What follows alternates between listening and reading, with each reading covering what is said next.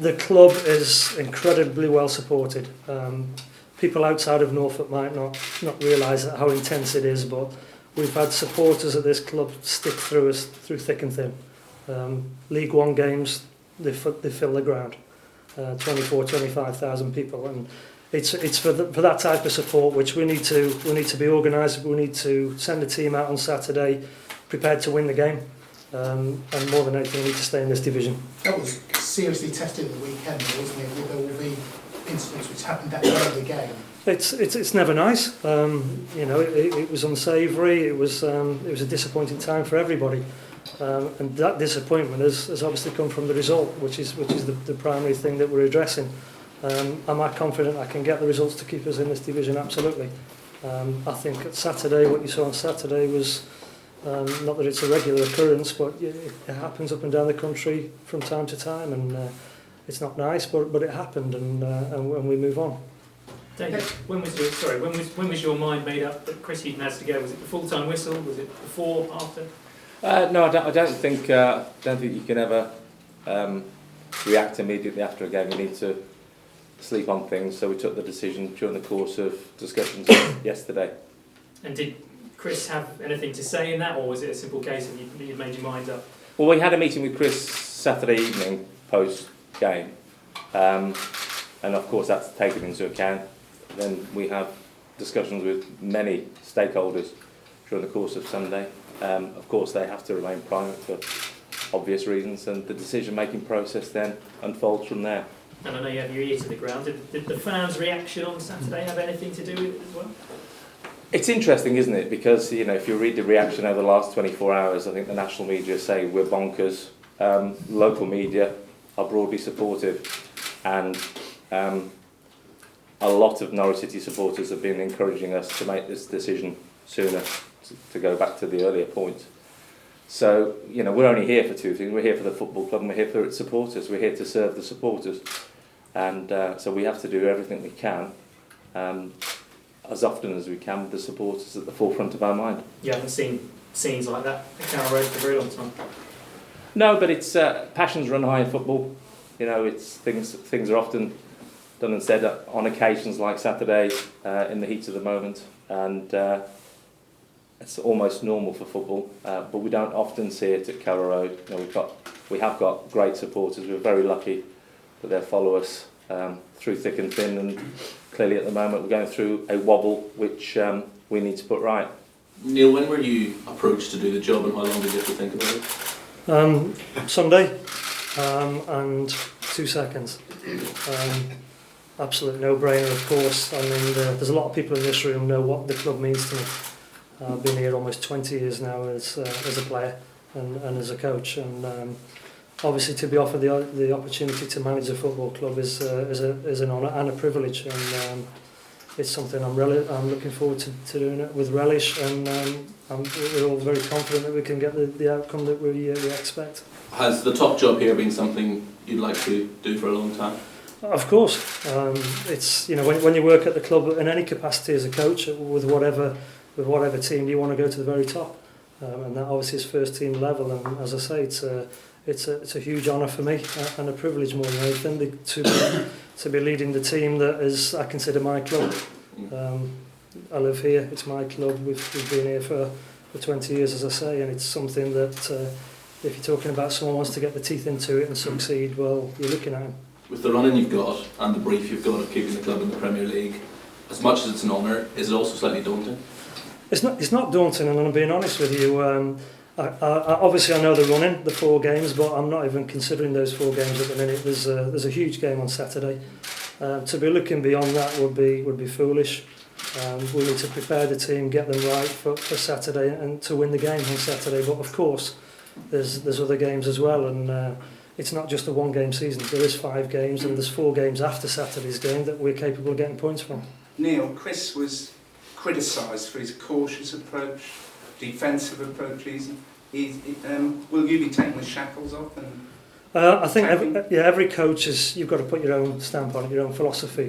And coaches have different philosophies.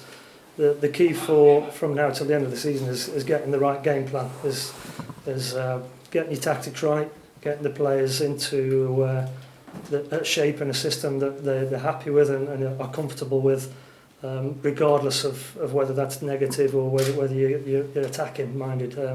What we've got to do is look at what we're up against, get on the drawing board, get something together, and then go and deliver it. David, I noticed in the statement yesterday you weren't describing Neil as a caretaker manager or an interim manager. You say he's the first team manager for the Norwich City. Does that suggest that you are looking beyond just this season with this appointment? Well, first things first, we need to get through to the end of the season to cement our place in the Premier League. We need to do that above all other things. Really, it's over to Neil now. It's over to Neil to make certain that he's the manager for the long term. And we know, don't we, the results will dictate whether that happens or not. So first step is let's get through to May the 11th or May the 12th or whatever the final day of the season and take things from there. Neil's played a really important part in the development of our young players here. I don't think most people, Chris, realise that to go from where we were 4 years ago and looking down the barrel of administration to winning the FA Youth Cup was no small achievement. It was a huge achievement, and he's been an integral part of the things behind the scenes and front of house to make that happen. So I'm sure Neil's got a role, a significant role here for many years to come. If it's the big job in the long term, that's entirely up to Neil and those results. Was it that FA Youth Cup run that made you think you had a future Norwich City manager on your hands? Well, we know we've got a future Norwich City manager on our hands, but by working with Neil day in, day out, and the progression that he's made with a number of teams over many years here. Have there been any discussions with any other managers in recent weeks? No. Not at all. So when you said that you were, a few weeks ago, you said you were looking as to what might happen if Chris Hughton left. This was the plan that you were looking at. Stuart, you keep on making the mistake, don't you, of taking little bits of your own sound bites out of a 20-minute interview, which, funnily enough, was with, I think, your sister station. So I didn't actually say that. Okay, what did you say? I said that we would have a succession plan in place for any key position in the business, including that of football manager. When you had a succession plan in place for any key position in the football club, was Neil the plan that you had in place? Was he part of that plan? Was he the plan? In isolation, no. As the manager? No. In isolation, no, but he was part of that plan. Neil, have you decided on your coaching staff yet? Who's going to be helping you? I'll be working with Mark Robson and Paul Nevin, who obviously working at the club currently as well, and we just feel with 5 games left, that's the best way to go forward, with people that are at the club, know the players, know the supporters, know the feel of the club and what's happening this season. And they'll be the 2 people that will be assisting me for the next 5 games. Dave Watson still goalkeeping? Dave Watson remains, he's going to be working with the goalkeepers as normal. David, you talked about stakeholders. Did you consult any of the senior players? It's fair to say all of the stakeholders were taken into account. It would be wrong to go into any specifics about speaking to individual players, but we were thorough in our process. And how key a role have they got to help Neil now? Like you've got Russ here and John Rowe. Absolutely essential that the players, if we're going to cross that finishing line, it's down to Neil and the players to get us across that. And to do so, we need our good footballers to produce for us, but also to stick together. Again, not many people outside of Norfolk realise how closely knit the group is here, and there is a unique relationship between the players, the club, and the supporters of Norwich City, and it really is different. And I think the players realise to a man what Premier League means to the supporters.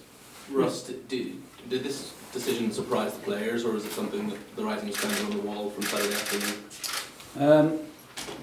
I don't know, we didn't have time to reflect after Saturday's result really. We were in on training Sunday, as usual, recovery day, and then we were informed last night, so we haven't had much time to react. Unfortunately, it's the nature of the game we're in.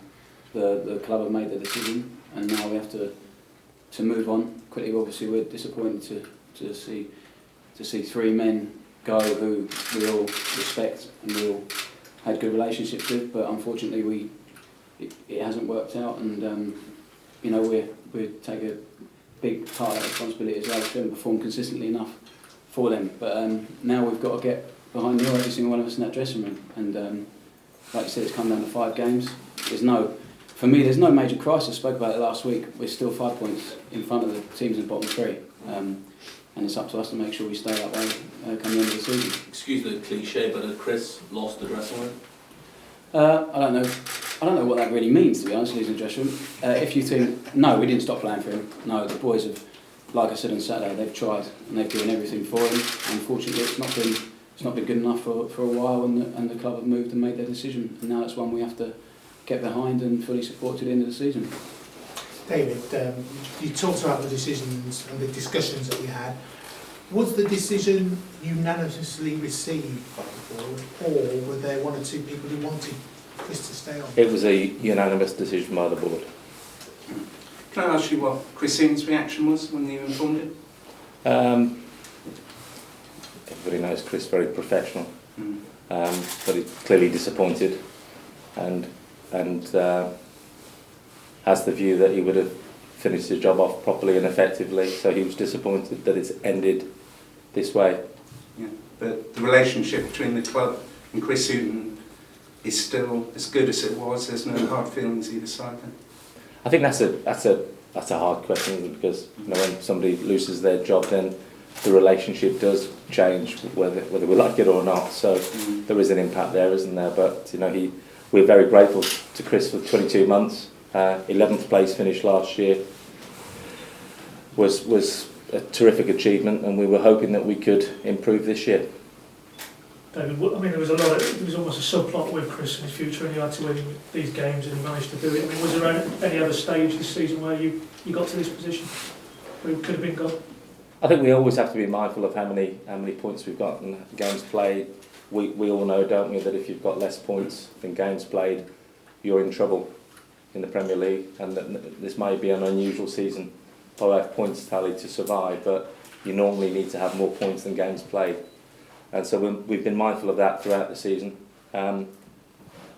We've just been inconsistent. We haven't had a run where we've put together 2 or 3 wins out of 3 or 4 games. We've won 1, we've drawn 1, we've lost 1, we've lost 1. Has been the pattern.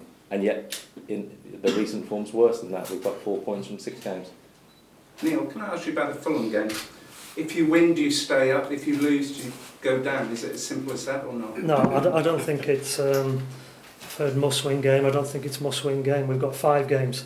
Of course, if we win on Saturday, then it greatly helps our cause of staying in the Premier League. If we lose on Saturday, then there's 4 games that, as I say, we've all watched games at Carrow Road against the biggest teams, of which the 4 that we're going to be playing are. Where we've won games. The atmosphere is unique and special. The supporters play a massive part, but in terms of Saturday's game, we're going there to win it, and we'll deal with the consequences afterwards if we don't. But the focus is primarily on going there and winning the game.